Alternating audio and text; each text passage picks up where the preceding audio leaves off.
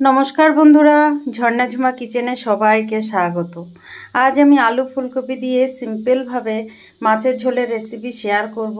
আপনারা হয়তো সবাই জানেন ফুলকপি আলু দিয়ে রান্না করতে, কিন্তু আমি একদম সিম্পলভাবে কম মশলা দিয়ে মাছের ঝোলের রেসিপিটা আপনাদের সাথে শেয়ার করব। তো চলেন কিভাবে আমি তৈরি করেছি। প্রচুর পরিমাণে নতুন আলু বেরিয়েছে, তো আমি নতুন আলু দিয়ে আলু ফুলকপি দিয়ে মাছের ঝোলের রেসিপিটা করব। আপনারা হয়তো জানেন রেসিপিটা, তাও আমি শেয়ার করলাম। তো আমি কিভাবে তৈরি করেছি চলেন। এখানে দেখেন ফুলকপি আমি কেটে নিয়েছি আর আলু আমি কেটে নিয়েছি, নিয়ে ভালো করে পরিষ্কার করে ধুয়ে নিয়েছি। আর ফুলকপিগুলো দেখেন বড় বড় করে কেটে নিয়েছি।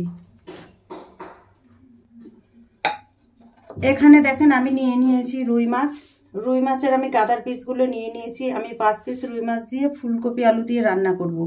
আর মাছগুলো ধুয়ে পরিষ্কার করে নিয়েছি।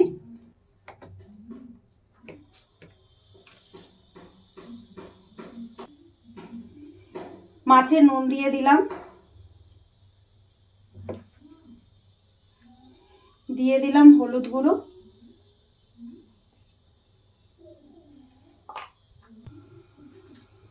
নুন হলুদ দিয়ে দেওয়ার পরে এখন মাছগুলো আমি একটু ভালো করে মেখে নেব নুন হলুদ দিয়ে।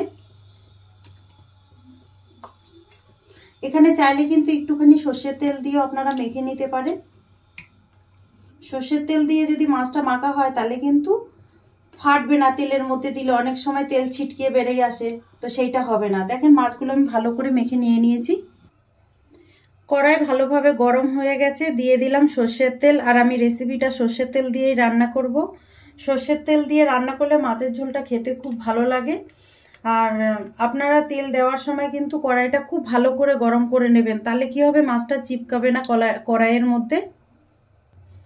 দেখেন তেল ভালোভাবে গরম হয়ে গেছে, তেল থেকে কিন্তু ধোঁয়া বেরোচ্ছে।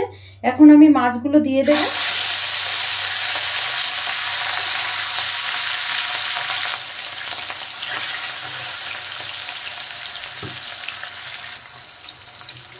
আমি দেখেন সব মাছ একসাথে দিলাম না,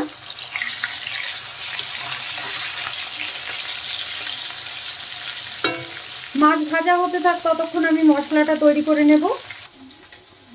এখানে দেখেন সিলভারটায় আমি কাঁচা লঙ্কা নিয়েছি, গোটা জিরে নিয়েছি আর নিয়েছি আদা। এখন এইগুলো আমি ভালো করে বেটে নেব।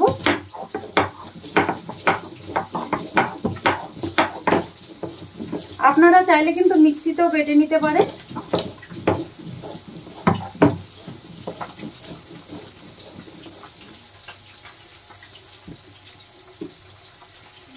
দেখেন মশলা বাটা হয়ে গেছে আমার। মাছগুলো এখন পাল্টে দেব। দেখেন এক সাইড ভালো করে ভাজা হয়ে গেছে। আর এই ফুলকপি আলু ঝোলের মধ্যে কিন্তু মাছটা বেশি কড়া করবেন না, কড়া করলে কিন্তু মাছ খেতে ভালো লাগে না।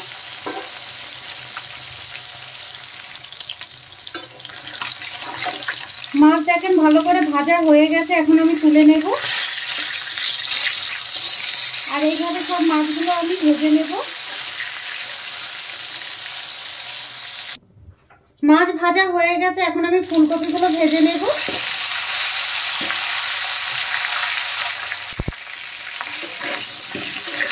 হালকা ভেজে নেব। আপনারা চাইলে এমনি কষিয়ে দিয়ে দিতে পারেন, আমি একটু ভেজে দিচ্ছি।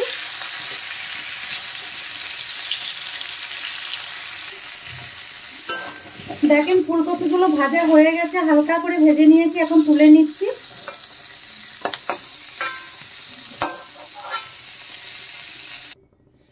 কড়াইতে আবার কিছুটা তেল দিয়ে দিলাম। ফোড়নে দিয়ে দিলাম গোটা জিরে, দিয়ে দিলাম তেজপাতা। দেখেন জিরেটা ভাজা হয়ে গেছে, কেটে রাখা আলুগুলো দিয়ে দিলাম। আলু হালকা ভেজে নেব প্রথমে।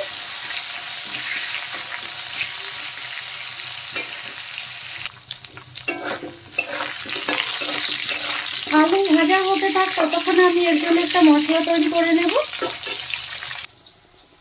এখানে দেখেন একটা বাটি নিয়েছি, দিয়ে দিলাম হলুদ গুঁড়ো, লঙ্কা গুঁড়ো। আপনারা চাইলে কিন্তু লঙ্কা গুঁড়োটা স্কিপ করতে পারেন, কাঁচা লঙ্কা দিয়েও তৈরি করতে পারেন। ধনে গুঁড়ো,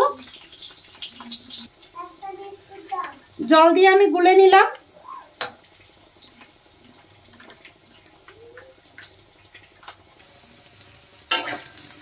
দেখেন আলু ভাজা হয়ে গেছে। এখন যে মশলাটা আমি জলে গুলে নিয়েছিলাম সেটা দিয়ে দিলাম।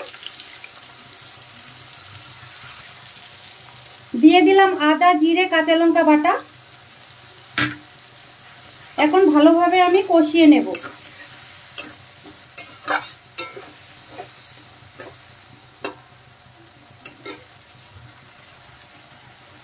এর মধ্যে আমি দেখেন ভেজে রাখা ফুলকপিগুলো দিয়ে দিলাম, কেননা ফুলকপিগুলো মশলার সাথে একসাথে কষিয়ে নেব। দেখেন নেড়ে চেড়ে ফুলকপির সাথে মশলাটা আমি মিশিয়ে দিলাম।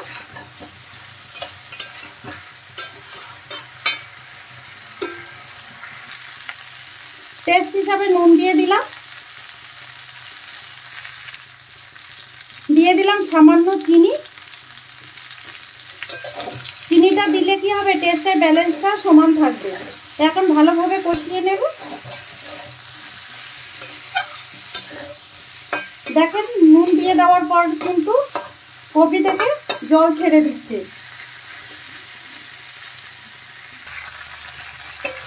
দেখেন আলু ফুলকপি কিন্তু ভালোভাবে কষানো হয়ে গেছে। এখন আমি জল দিয়ে দেব।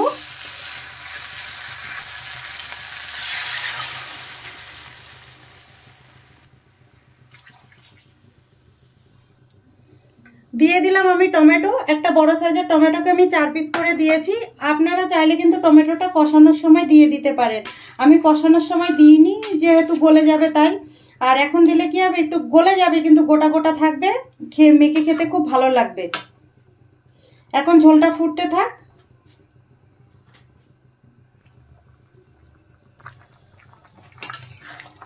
দেখেন ঝোল কিন্তু ভালোভাবে ফুটে গেছে আর আলুটা অনেকটা সেদ্ধ হয়ে গেছে। এখন আমি ভেজে রাখা মাছগুলো দিয়ে দেব।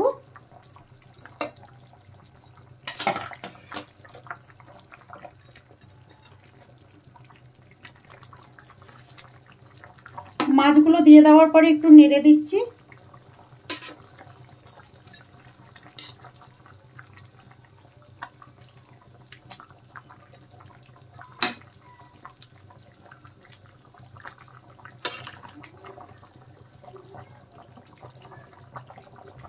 দিয়ে দিলাম 2টো কাঁচা লঙ্কা।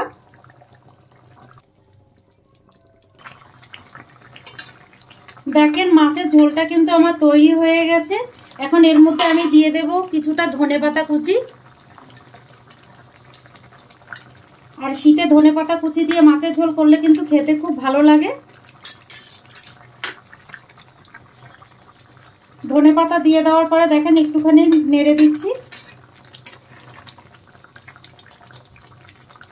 তৈরি হয়ে গেছে। এখন আমি নামিয়ে নেব।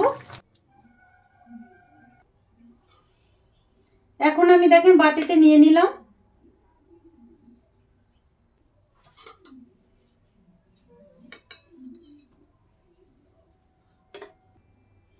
আলু ফুলকপি দিয়ে মাছের ঝোলের এই রেসিপিটা যদি আপনাদের ভালো লাগে তাহলে আমার চ্যানেলটাকে সাবস্ক্রাইব করবেন, লাইক করবেন, কমেন্ট করবেন আর অবশ্যই শেয়ার করবেন।